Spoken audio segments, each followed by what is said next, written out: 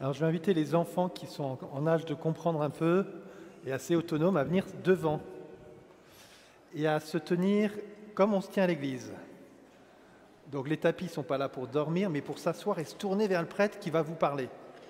Ça va être génial, tu vas voir, c'est extraordinaire. J'ai besoin de vous pour faire mon homélie, surtout pour m'aider à vérifier que je vous parle bien. Quand vous serez en train de dormir, je me dis là, il faut que j'arrête mon homélie là. Commencez pas à dormir tout de suite. Alors, pendant cette semaine, j'ai 3 homélies au moins dans ma tête. Donc c'est un peu compliqué. Est-ce que j'allais vous parler du suicide assisté, puisque la deuxième lecture pourrait y penser? Est-ce que je vais vous parler du temps, du rapport au temps, puisque les heures passent dans cette journée, dans l'Évangile? Je vais vous parler de 2 points. Et je vais m'appuyer sur mon saint patron, saint Benoît, qui disait « ora et labora ». Et ora et labora, ça veut dire « prie et travail ». Prie et travail. Et ça ne vaut pas que pour les grands qui sont assis sur le fauteuil. Vous êtes tous rentrés à l'école, là, la majorité d'entre vous. Donc, travail, vous savez ce que ça veut dire. Des fois, vous rentrez à la maison en disant « j'ai du travail à faire ».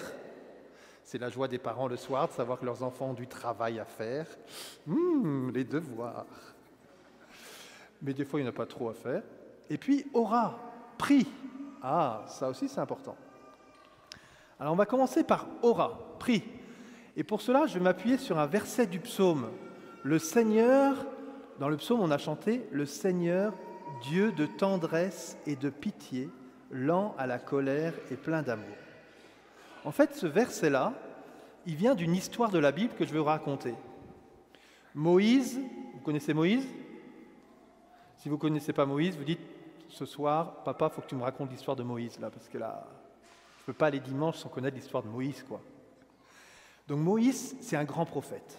Il a sorti le peuple d'Égypte, il les a libérés de l'esclavage, il est dans le désert. Il travaille depuis 80 ans, Moïse. C'est un gars, il est un peu fatigué du travail, sûrement, surtout de gérer un peuple comme ça. Et à un moment, Moïse dit « Dieu, j'aimerais te rencontrer ». Pourtant, Dieu, il vit avec lui depuis 80 ans. Et encore, je fais ça pour ne pas vous faire peur, mais on doit plus entre la dernière étape de sa vie, donc entre 80 et 120 ans. Donc il connaît Dieu, mais il en veut davantage. Et dit « Seigneur, j'aimerais te voir ». Et Dieu lui dit « Ah, personne ne peut me voir. Mais ce qu'on va faire, c'est que tu vas te mettre dans le rocher, tu vas mettre la tête dans le rocher, et moi je vais passer derrière toi. » Et donc Moïse se met dans le rocher, et Dieu passe, et Dieu parle de lui en disant « Le Seigneur, Dieu de tendresse et d'amour, lent à la colère, plein d'amour et de vérité. » Plein d'amour et de vérité. Voilà ce que Dieu dit sur lui. Dans la première lecture, on a entendu « Cherchez le Seigneur, il se laisse trouver. Invoquez-le car il est proche. » Et ce n'est pas tant qu'il se laisse trouver, en fait, on pourrait dire « car il se laisse trouver ». Le Seigneur est toujours proche, en fait. Il veut passer près de nous. Mais il te dit « Cherche-le, cherche-moi ». Alors, le dimanche, on vient chercher Dieu à la messe. Mais aujourd'hui, il y a comme une exhortation à l'ora, à la prière. Comment je cherche Dieu tout au long de ma journée? Vous avez bien compris que je ne parle pas qu'à ceux qui sont devant moi. Comment on va prendre le temps de chercher Dieu? Comme Moïse. Ah Seigneur, j'aimerais te connaître davantage. Et ça peut être à n'importe quel moment du jour. On est dans la voiture, on part à l'école. On n'a pas eu le temps de prier à la maison, il y avait trop de choses à faire là. On a 5 minutes dans la voiture. On va mettre un chant de louange, de lumière, de la joie, et puis on va louer le Seigneur. Et dans nos cœurs, on dit « Seigneur, on veut te voir aujourd'hui, on veut te trouver. » Pour d'autres, ce sera « Tiens, les enfants sont à l'école, j'ai encore une demi-heure avant d'aller travailler, eh bien, je vais me poser dans ma voiture, sur un banc, je vais passer devant l'église, et Seigneur, je veux te chercher. » Vous voyez, le curé, il a la chance de voir une église pleine le dimanche, bien pleine, et ça le réjouit, mais sa préoccupation, c'est que font ces paroissiens dans la semaine? Est-ce qu'ils sont encore avec le bon Dieu? Est-ce qu'ils le cherchent de tout leur cœur? Et alors on a des propositions, on fait un groupe de prière qui commencera le 4 octobre, on fait des activités, plus de formation. Mais mon souci, c'est de me dire, est-ce que Dieu est dans leur vie? Et je prie pour ça. Tous les matins, à 7h, je prie pour ça. Et à 8h15, on prie les offices, on fait la louange, et on prie pour ça. On prie pour vous. Ceux qui peuvent se joignent à ce temps de prière pour dire, que tous nous puissions te chercher, et comme Moïse, voir ta face. Alors Moïse ne l'a pas vu, mais que nous, on puisse le voir. On peut le voir un peu plus. Vous voyez, aura. Paul dit dans la deuxième lecture, pour moi, vivre, c'est le Christ. Moi, ma vie, c'est Jésus. Paul, quand il écrit ça, il n'est pas au début de sa vie. Ce n'est pas un enfant comme vous, il est plutôt un adulte comme les autres, là. Et puis, il est en prison. Il vient de dire qu'il est enchaîné. Et tout le monde s'inquiète, est-ce que Paul va mourir ou pas? Est-ce qu'il va être condamné? Et Paul dit, mais en fait, moi, ma vie, c'est le Christ, donc si je suis au ciel, c'est très bien. Et puis en même temps, si je suis avec vous, c'est aussi très bien. Un peu plus tard, il y a un autre saint français qui s'appelle Martin, Saint Martin. Il dira la même chose à ses moines. Je suis malade, là, j'en peux plus, là. Moi, j'aimerais bien être avec Dieu au ciel, que ce soit fini, là. Que je sois en paix avec Dieu. Mais si c'est mieux que je reste travailler avec vous, je reste avec vous. Vous voyez, la petite Thérèse, qui avait plus votre âge entre les deux, là, elle disait, pour moi, être avec Dieu, je suis déjà sur la terre. Quand j'irai au ciel, rien de nouveau sous le soleil. Est-ce qu'on dit la même chose? Je sais que la question, et là je vais parler un peu au grand sur un sujet grave. Vous voyez, cette deuxième lecture, on pourrait le dire, finalement, pourquoi pas aller au ciel rapidement? Ce n'est pas du tout la question de Paul. Cette semaine, j'ai appris que le Québec est la première nation dans le monde pour le suicide assisté. Grave. Pour nous, c'est grave. Les chrétiens, on ne peut pas se réjouir de ça. Mais vous voyez, cette question du suicide, cette question de cette fin de vie, Saint Paul ne dit pas ça. Il dit, là, peut-être que je suis enchaîné, je suis peut-être malade, je suis peut-être chose. Peut-être que l'heure va venir d'y aller, et si je dois y aller, je dois y aller. Mais il dit, j'ai compris aussi que ma présence est là sur la terre et que j'ai du travail à faire, et aussi que vivre, c'est le Christ, c'est-à-dire que le Christ habite ma vie. Donc je vous encourage dans la partie plutôt joyeuse du début de l'homélie à réfléchir comment vivre pour vous, c'est le Christ, comment ça s'incarne dans votre vie quotidienne, comment il y a ces petites paroles qui jaillissent du cœur. Seigneur, je t'aime, Seigneur, j'ai confiance en toi, Seigneur, je te confie ma maîtresse parce que aujourd'hui elle est un peu énervée. Seigneur, je te prie pour ma copine à côté là parce qu'elle ne va pas très bien aujourd'hui, elle a l'air triste. Vous voyez, tout ça, c'est vivre avec Jésus. Et ça peut habiter toute notre journée. Le deuxième point de mon homélie, ora, c'est du latin, et labora. Labora, ça veut dire prie et travail. Oh non, c'est dimanche, là, on va parler du travail, là, quand même pas maintenant. Prie et travail. Alors, vous avez entendu l'évangile, là? Jésus appelle des gens à travailler. Enfin, il prend l'exemple du royaume de Dieu, où il dit, c'est comme un maître qui appelle les gens à travailler. Il est 8h du matin. Tiens, tu viens travailler avec moi? 8h du matin. Tu es d'accord pour travailler aujourd'hui avec moi? Ok, il embauche. Puis l'après-midi, il en prend un autre. Toi, t'as rien foutu de la journée, là. Tu veux pas venir travailler avec moi la fin de journée? Moi, je serais content de venir travailler avec toi la fin de journée. Et donc, il prend. Et tout le monde se dit, tu comprends pas. Personne comprend? Alors, mets-toi près d'une sono si tu ne comprends pas. Pour l'instant, les enfants, ils ne me disent pas ça. Ils me regardent et ils m'écoutent devant moi.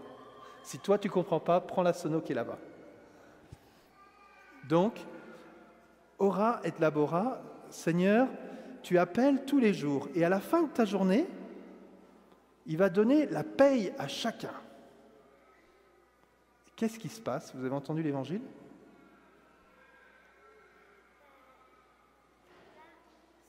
Là, vous n'allez pas entendre, mais ce n'est pas grave.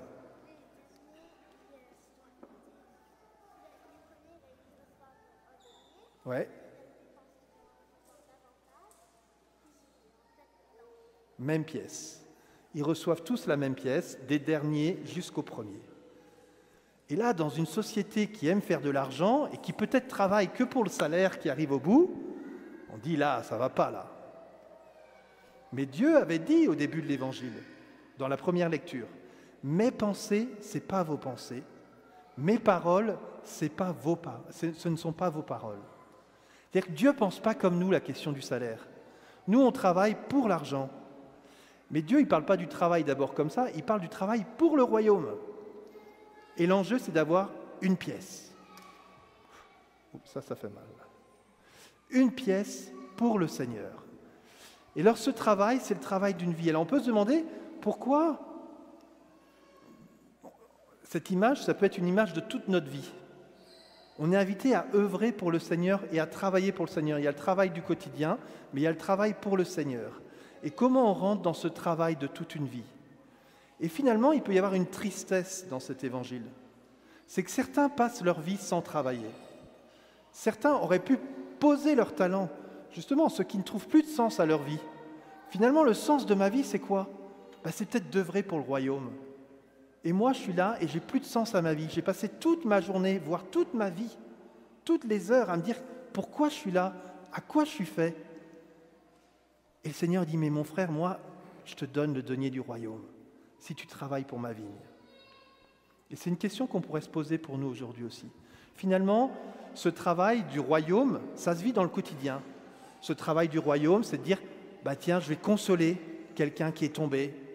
Tiens, je vais donner de l'amour autour de moi. Tiens, je vais essayer de donner Jésus à quelqu'un qui ne connaît pas Jésus. Et j'œuvre pour le royaume. Et ça peut se faire au cœur même de votre travail, à l'école, dans notre travail du quotidien, où on gagne un autre salaire. Comment petit à petit je réfléchis à cette joie du royaume? Je veux donner et œuvrer pour le royaume. Et Jésus m'invite à cette fête. Donc Dieu ne calcule pas comme nous.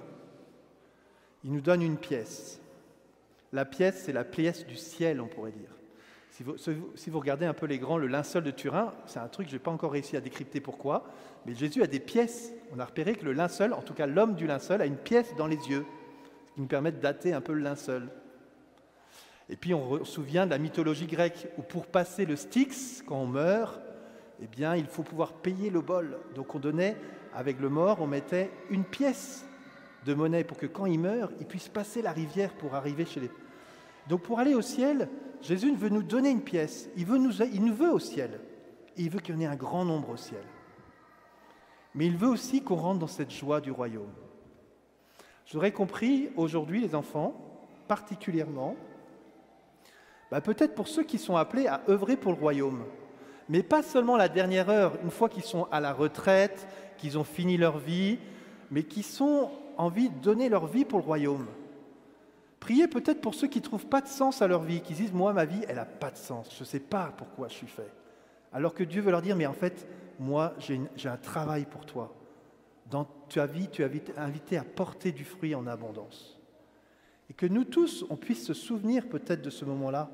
On dit « Mais il y a peut-être un jour dans ma vie, je ne saurais plus trop pourquoi je suis là. » Et qu'on puisse se dire, comme Paul, en fait, pour moi, vivre, c'est le Christ. Et j'ai à travailler pour le royaume de Dieu. Et Dieu, tu m'attends là. Alors un jour, j'irai au ciel, mais pour l'instant, j'accueille ce travail du royaume. Frères et sœurs, demandons la grâce ensemble au Seigneur, que beaucoup d'entre nous, et notamment les plus jeunes, dès la première heure, puissent entendre l'appel du Seigneur à travailler à sa vigne et recevoir ce beau salaire, la joie, bien sûr, du salaire final, mais la joie d'œuvrer tous les jours en présence de Dieu, de faire son expérience de sa présence, de l'avoir comme maître, qu'il guide notre vie. Amen.